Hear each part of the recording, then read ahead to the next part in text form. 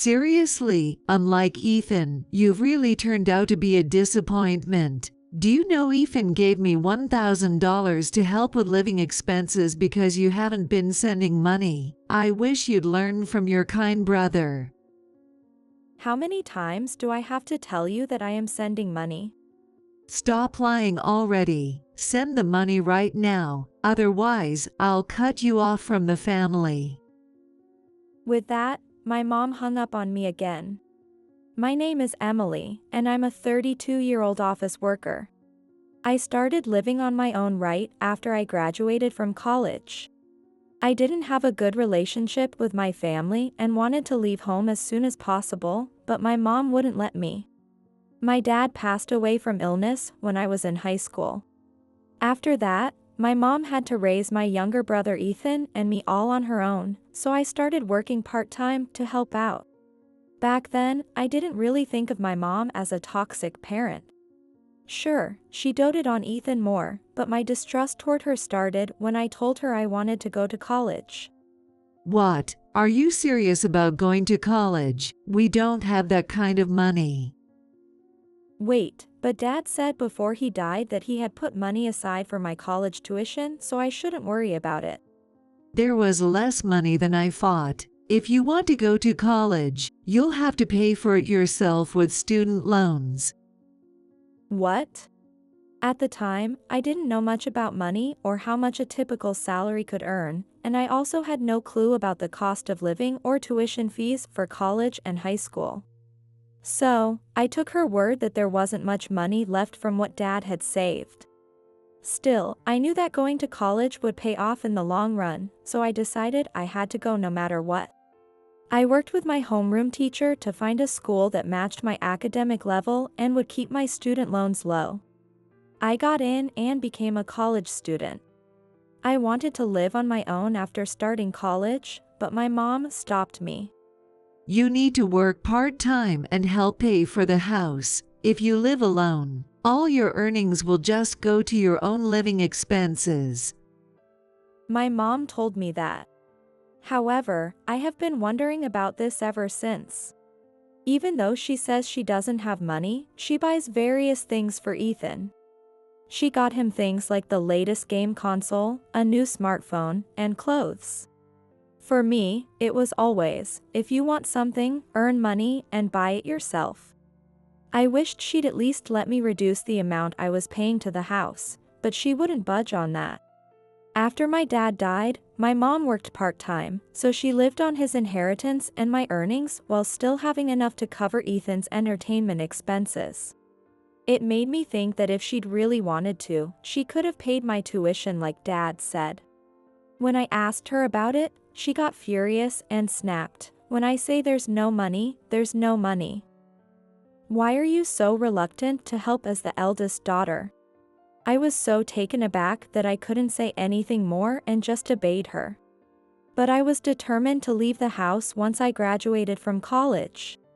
So, even while working part-time, I studied hard and made sure to get good grades. I started job hunting from an early stage and was successful in finding a job. Toward the end of college, I mustered up the courage to tell my mom I was moving out. Of course, she opposed. You have to contribute money after you start working as repayment for everything I've done. If you live alone, it'll reduce the money you can give. She was saying the same thing she did when I was starting college. But I was prepared for this. Don't worry, I'll be living in a company dorm. With the housing allowance, my rent will be practically nothing, so I won't have to reduce the money I send. When I said that, she became expressionless and said, "Oh, okay. Do whatever you want." At that moment, I realized her true nature. She really didn't care about me. However, I couldn't leave home without promising to send money. After I moved out on my own, life became quite tight, with monthly remittances to my family and student loan payments. Even so, if I was late in sending the money, I'd be flooded with calls and texts from my mom, so I had no choice but to send it. Ethan was spoiled growing up and had no idea how hard I worked, and he became incredibly selfish because our mother doted on him too much. Thanks to my financial contributions, he attended a private college without using any student loans. He expected everything to be done for him, so even after graduating, he still lived at home and had our mom do all the housework. Mom is happy thanks to me. I'm a good son just by staying alive. I was shocked when he said that so confidently. He even has a girlfriend now, and they're dating with marriage in mind. But given how spoiled he is and the royal treatment he receives, he probably won't want to give up his current setup. Mom and Ethan are still incredibly audacious, demanding that I send money regularly. Since starting my job, I've been sending $1,200 every month. Living in the company dorms allows me to afford this, and I'm used to saving money and cutting back on what I want, so I'm managing to save up a little. But if I get married or have kids in the future, I won't have that luxury. Then one day, I got a sudden call from my mom. Hey, Emily, why haven't you sent the money yet? Are you joking? What? I was baffled. I had been sending money every month. What's going on? I'm still sending it. Don't play dumb. The money hasn't arrived. Why else would I be calling you? I'm not playing dumb. Enough. Just hurry up and send the money. You haven't sent anything for 3 months. You owe me $3,600 plus interest, so make it $5,000. What? She hung up on me after that. How did this happen? I send money faithfully every month. Even though I'm barely making ends meet, giving them $1,200 every time. If it weren't for that, I'd be able to buy the clothes and bags I want and rent an apartment instead of living in a dorm. But this recent accusation was way out of line. I checked my bank account just to be sure, and the money was being sent every month. Then it hit me. I used to send the money directly to my mom, but since she found it annoying to go to the bank monthly and didn't want to use a card, I'd started sending it to Ethan's account instead. Of course, I definitely don't want to do what my mother said and send an additional $5,000. I have to refuse this no matter what. I called my mom back to show her proof. What's this? An update that you finally sent it? No, I need you to see this. Switching to a video call, I showed her my bank book. See? Every month, I've sent $1,200 to Ethan. You can clearly see that. I kept the camera focused on the bank book to make sure she could see. Now do you believe me? There's no way I haven't been sending money. With solid evidence, I thought she'd understand, but she said the unthinkable. That's no proof. What? It's easy to make fake images and videos nowadays, right? So maybe this bank book is a fake too. What? I won't believe it without cold hard cash, and right now, I don't have your money in front of me, so you're not sending it. I was stunned into silence. How can someone make such unreasonable and one-sided claims? Don't try to fool me. Honestly, unlike Ethan, you've really turned out to be a disappointment. You haven't been sending money, so Ethan gave me $1,000 to help with the living expenses. I wish you'd learn from your kind brother. How many times do I have to tell you that I'm sending money? Enough with the lies already. Send the money right now, or I'll cut you off from the family. Then, my mom hung up on me again. Since she called my bank book a fake, there's no way I can prove I've been sending money. Even if I asked Ethan to show her his account, he wouldn't do it.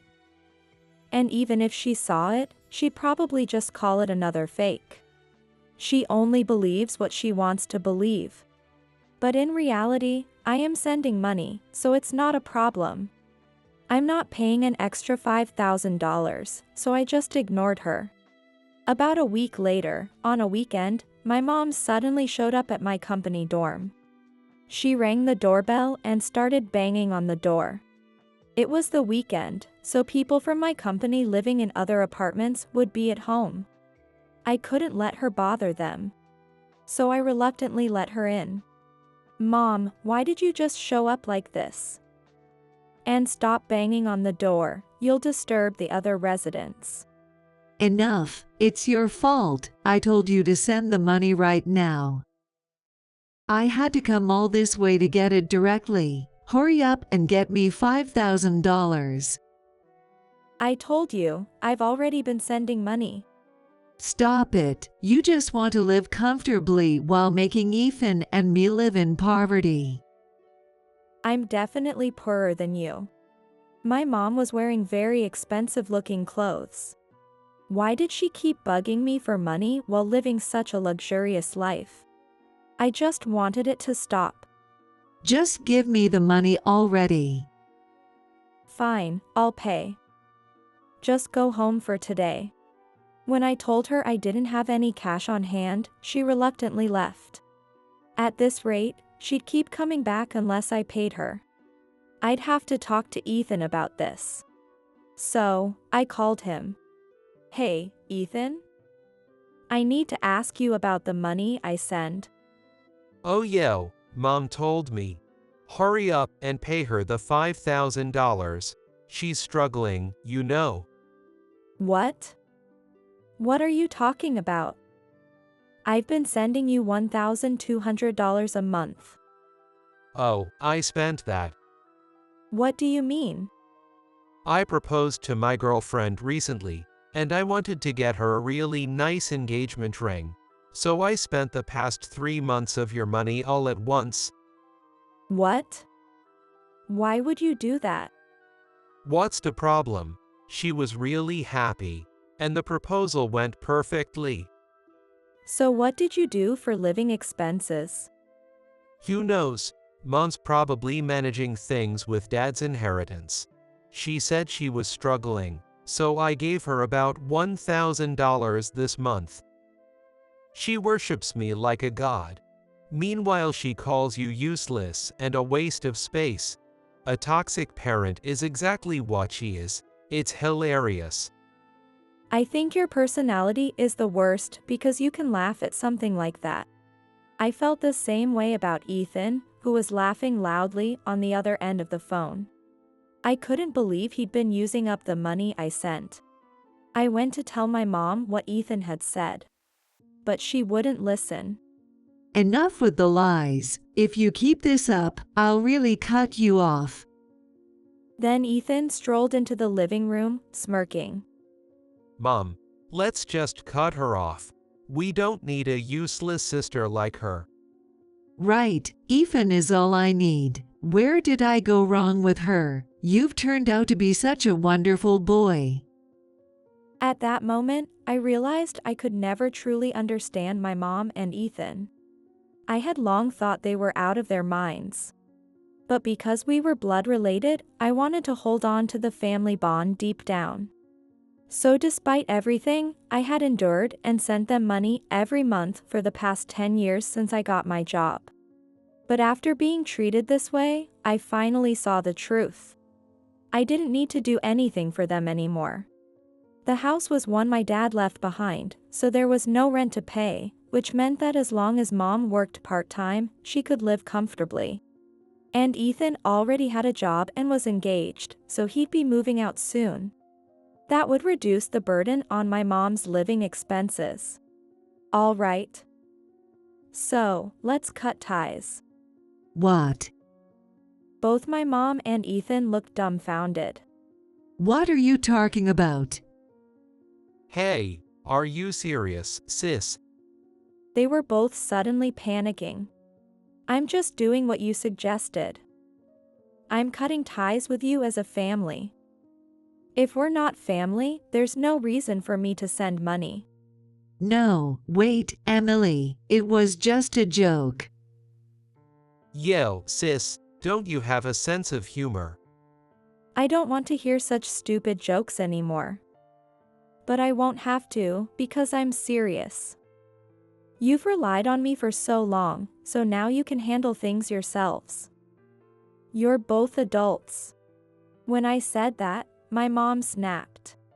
What? You've got a lot of nerve for someone who hasn't been sending money lately. You're probably struggling to make ends meet, so you can't send anything. So just move back home and contribute money to the house. You have nowhere else to go. My mom refused to believe a word I said. I decided to listen to the phone conversation I had recorded with Ethan, thinking it might be useful for something. Yes, that's what Ethan said back then when he said he used all of my allowance for his engagement ring. That finally shook my mom. She almost believed what Ethan had said, saying, "This is a fabrication," but she seemed to have a little distrust of Ethan. Anyway, I'm done with you both. With that, I left their house. My mom and Ethan kept calling me back, but I ignored them. I quickly moved out of the company dorm and rented an apartment near my office. Then something interesting happened. I was visiting a client for work. After a meeting with their manager, we had a brief chat, and I learned a surprising fact. My daughter is getting married soon. Wow, that's great. Congratulations. This is my daughter, and this is her fiancé. He showed me a photo taken at a restaurant where his daughter introduced her fiancé. What? I was shocked when I saw the picture because the fiancé was Ethan. What is it? Why are you so surprised? I told the manager the truth. Oh, so that's your brother, Emily? What a small world.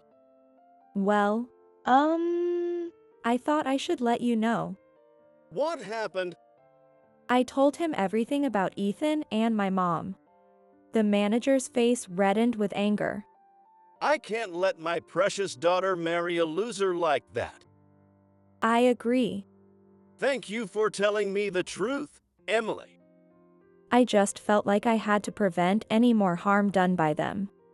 He immediately told his daughter about Ethan's true colors and my mom. She couldn't believe it and broke up with him in a rage. I can't trust a con artist who pretends to buy a ring he didn't pay for and mistreats his sister while leeching off her. He's no man. She said that right to his face, and he was so shocked that he fell ill. He even quit his job, so now my mom works part-time to support them both.